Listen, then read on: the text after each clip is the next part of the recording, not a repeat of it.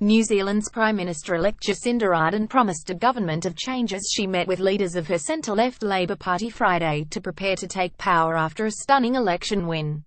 The charismatic 37-year-old received a standing ovation from the Labour caucus after forging a coalition with minor parties on Thursday to clinch victory in the September 23 election. "This will be a government of change. It will be a government we can be proud of," she said. "We have been gifted by the people of New Zealand an opportunity, and it is for us to make the most of that." Ardern expressed confidence her new government would see out its full term, despite long-standing tensions between junior coalition partners the Greens and New Zealand First NZF. ANZF leader Winston Peters and the Greens have a rocky history, which descended into name-calling earlier this year when the environmentalist said the 72-year-old's anti-immigration rhetoric was racist. Ardern insisted Friday that the three groups could work together and said she had faith in Peters, an outspoken maverick whose 40-year career has been punctuated by controversy. She said Peters, whose declaration of support for Ardern on Thursday tipped the election her way, successfully joined a labelled coalition in 2005.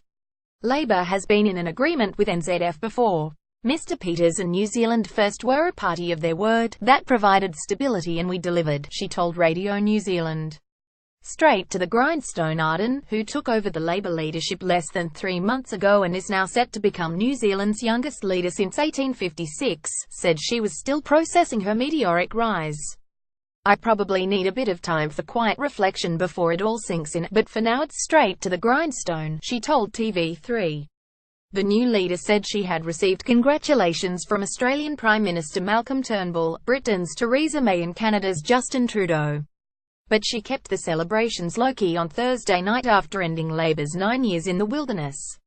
"I headed straight back to my studio apartment in Wellington and had a pot of noodles," she said.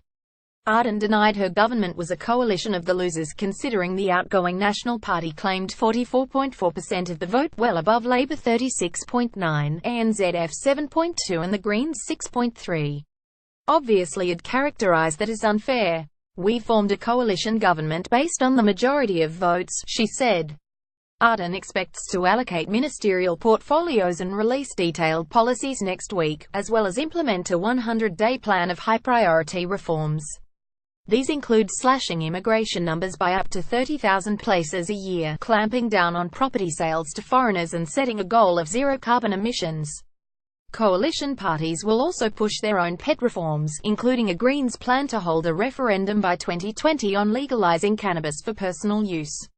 Rocky Road. The markets reacted negatively to the centre-left coalition, with the benchmark NZX 50 index down 2.9% and the New Zealand dollar off 1.7%.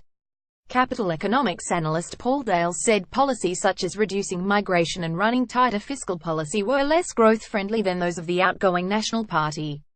TD Securities strategist Annette Beecher said the new government could also increase taxes and spending, threatening to end a recent run of budget surpluses. Ardern acknowledged that there were signs of an impending economic slowdown but said it would be attributable to international factors, not her government.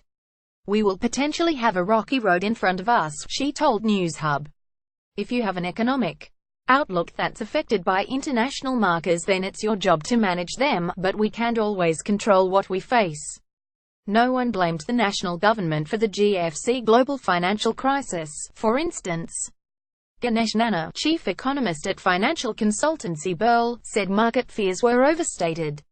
"We probably have to tell the finance markets to chill a little bit, take their morning medication and just realize that the sun still will rise in the east and set in the west," he said.